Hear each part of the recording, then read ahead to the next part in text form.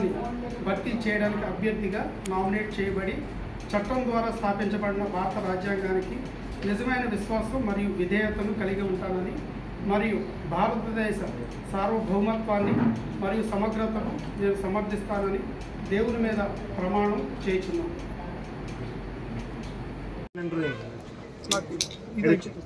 ఈరోజు మీరే ప్రత్యక్షంగా చూశారు ఏ విధంగా నామినేషన్ వేయడానికి వెంకటరాజు గారు మరి ఎంతో మంది అభిమానులతోటి జనశ్రేణులతోటి టీడీపీ శ్రేణులతోటి భారతీయ జనతా పార్టీ శ్రేణులతోటి ద్వారకా తిరుమల నుంచి ఇక్కడ వరకు అసలు నామినేషన్ వేయడానికి అసలు వేయగలదామా లేదా అనేటువంటి అనుమానం మా అందరికీ.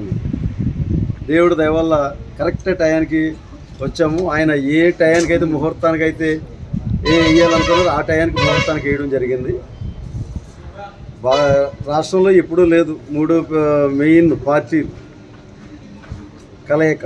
ఆ కలయికతోటి ప్రపంచం వస్తుంది, ఏం అనుమానం లేదు. ఎందుకు చేస్తానంటే 19లో ఆయన ఎన్నో వాగ్దానాలు చేశాడు మహానుభావుడు జగన్ రెడ్డి. ఆ వాగ్దానాలను తొంగలో తొక్కడమే కాకుండా చాలా అన్యాయంగా అన్ని రంగాలను కూడా వెనుకబడితనం చేశాడు. అప్పులు చేసేసి ఇష్టం వచ్చినట్టు లక్షల కోట్లు అప్పు చేసేసి ఆ అప్పుల్ని ఆయన గురించి, ఆయన పార్టీ గురించి, ఆయన పార్టీ కార్యకర్తల గురించి, ఆయన సలహాదారుల గురించి, ఆయన ప్రకటనల గురించి ఖర్చు పెట్టాడు. మీ అందరికీ తెలుసు కదా. లేకపోతే ఏమాత్రం ఆయనకి దమ్ము ధైర్యం ఉంటే అంతగా ప్రతిసారి విలువలు విశ్వసనీయతని మాట్లాడతాడు. 13 లక్షల కోట్లు అప్పు చేశాడు ఆయన. 13 లక్షల కోట్లు శ్వేతపత్రం విడుదల చేయమని దేనికి ఎంత చేశాను, అప్పుడే ఆయన బండారం బయటపడతారు. ప్రజలు ఆల్రెడీ అర్థం చేసుకున్నారు, అందులో అనుమానం లేదు. మంచి మెజార్టీతోటి ఇక్కడ ఎమ్మెల్యేగా మన వెంకటరాజు గారు సైకిల్ గుర్తు మీద, అలాగే ఎంపీగా పురంధరేశ్వర గారు మంచి మెజార్టీతోటి నెగ్గుతారు.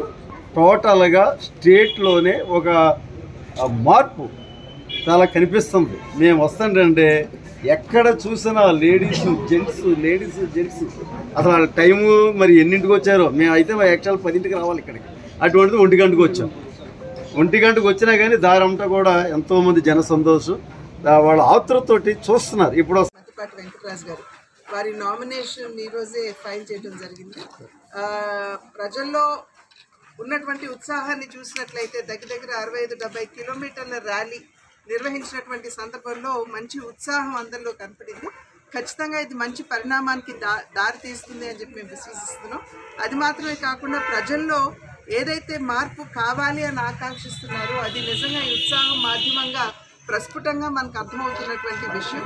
ఎన్ని సంవత్సరాలు గడిచిన 5 సంవత్సరాల కాలంగా ప్రజలు వర్ణనాతీతమైనటువంటి ఇబ్బందులు ఎదుర్కొన్నటువంటి సందర్భంలో మే 13న జరిగేటువంటి ఎన్నికల నేపథ్యంలో ఖచ్చితంగా రాష్ట్ర ప్రభుత్వం ఏదైతే ఇప్పుడు వైఎస్ఆర్సీపీ అధికారంలో ఉందో దాన్ని గద్దె దించి ఈ కూటమి అంటే భారతీయ జనతా పార్టీ, తెలుగుదేశం మరియు జనసేన కూటమిని ఖచ్చితంగా గద్దెనెక్కించాలి అనేటువంటి దృఢ సంకల్పం ప్రజల్లో ఇవాళ కనపడుతుంది. అసెంబ్లీకి సంబంధించి సైకిల్ గుర్తు మీద ఓటు వేసి ప్రజలు ఖచ్చితంగా మరి వెంకటరాజు గారిని ఆశీర్దిస్తారని, మరి అదేవిధంగా పార్లమెంటుకు కూడా కమలం గుర్తు మీద ఓటు వేసి నన్ను కూడా ఆశీర్దిస్తారని చెప్పి గట్టిగా విశ్వసిస్తున్నాను. ఈరోజు గోపాలపురం నియోజకవర్గం తరఫున తెలుగుదేశం పార్టీ అభ్యర్థిగా, జనసేన బీజేపీ బలపరిచిన అభ్యర్థిగా నామినేషన్ వేయడం జరిగింది.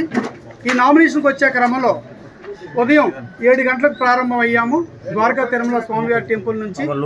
అయితే మేము ఈ యొక్క గోపాలపురం ఇక్కడ ఆర్ఓ గారి ఆఫీస్కి వచ్చేసరికి దాదాపు 1 గంట అయిపోయింది. అంటే ఇన్ని గంటల ప్రయాణం ప్రజల యొక్క జన సందోహంతో, ప్రజల యొక్క వాళ్ళ యొక్క భాగస్వామ్యంతో, వాళ్ళ యొక్క ఆశీస్సులతో దిగ్విజయంగా నడుస్తూ ఇక్కడికి రాగలిగాము.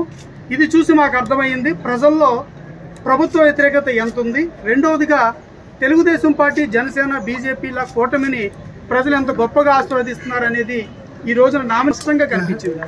చాలా చోట్లయితే ఇంకా మేము అక్కడున్న జన సందోహాన్ని తప్పించుకుని రావాల్సిన పరిస్థితి, అంటే ట్రాఫిక్ జాములు అయిపోవడం, మేము ముందుకెళ్ళలేని పరిస్థితి.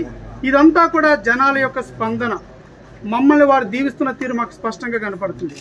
ఖచ్చితంగా ఈ నియోజకవర్గంలో తెలుగుదేశం పార్టీ అభ్యర్థిగా నేను ఒక భారీ మెజార్టీతో నెగ్గబోతున్నాను. అటు జనసేన వారి యొక్క ఆశీస్సులు, మద్దతు, మరో పక్కన బీజేపీ వారి యొక్క ఆశీస్సులు మద్దతుతో ఒక భారీ మెజారిటీ దిశగా మేము వెళ్ళబోతున్నాం. మా పోరాటం, మా యొక్క ప్రయత్నం ప్రజలు మరింత చైతన్యపరిచి ఒక భారీ మెజారిటీని తీసుకురావడం ద్వారా ఈ నియోజకవర్గాన్ని భవిష్యత్తులో శ్రీ నారా చంద్రబాబు నాయుడు గారి ఆశీస్సులతో, పవన్ కళ్యాణ్ గారి ఆశీస్సులతో, మోడీ గారి ఆశీస్సులతో సర్వతోముఖాభివృద్ధిగా ప్రక్షాళనతో కూడిన పాలన ఇవ్వాలనేది మా యొక్క ముఖ్య నినాదం. అంతేకాదు యువకులు, ఇక్కడ అనేక మంది యువకులు నిరుద్యోగంతో ఉన్నారు. వాళ్ళకి ఉద్యోగ కల్పన, ఉపాధి కల్పన కల్పించాలి. ఇది వ్యవసాయ ఆధారిత నియోజకవర్గం. ఇక్కడ రైతులను ఆదుకోవాల్సిన అవసరం ఉంది. ఇక్కడ మహిళలు అధికంగా ఉండే ప్రాంతం ఇది. మధ్యతరగతి, దిగువ మధ్యతరగతి కుటుంబాలు ఎక్కువ. వీరిని ఆర్థికంగా బలోపేతం చేయడానికి, మహిళలను బలోపేతం చేయడానికి, రైతులను ఆదుకోవడానికి, కార్మికుల కోసం, విద్యార్థుల కోసం, వారికి ఉద్యోగ అవకాశాల కోసం ఇలాగ అన్ని రంగాలను అభివృద్ధి చేసుకుని 2024 ముందు 2024 తర్వాతనే గోపాలపురం నియోజకవర్గ రూపురేఖలు మార్చడానికి తెలుగుదేశం పార్టీ, జనసేన, బీజేపీ కృతనిశ్చయంతో పనిచేయబోతున్నాం. మేమందరం సమన్వయంతో, సయోధ్యతో ముందుకెళ్తున్నాం. ఇక్కడ బీజేపీ వారు అందిస్తున్న సహకారం కానీ, జనసేన వారు అందిస్తున్న సహకారం కానీ మరవలేని ఈ విజయంలో వారిది కీలక భాగస్వామ్యం కూడా ఉన్నందుకు రాబో ఎన్నికలు ఇంకా సమర్థవంతంగా ఎదుర్కొంటాం. బలమైన మెజార్టీని తీసుకువచ్చి ఈ ఆంధ్రప్రదేశ్ రాష్ట్రంలోనే అత్యధిక మెజార్టీతో నెగ్గిన నియోజకవర్గంగా గోపాలపురం చరిత్రలోకి ఎక్కబోతుంది. Thank you. సమస్య లేని ఇల్లు ఉండదు, పరిష్కారం లేని సమస్య ఉండదు. బంధాలు గొప్పవి, బాధలు చిన్నవి. మీ సమస్యని మేము పరిష్కరిస్తాం. రండి, మాట్లాడుకుందాం.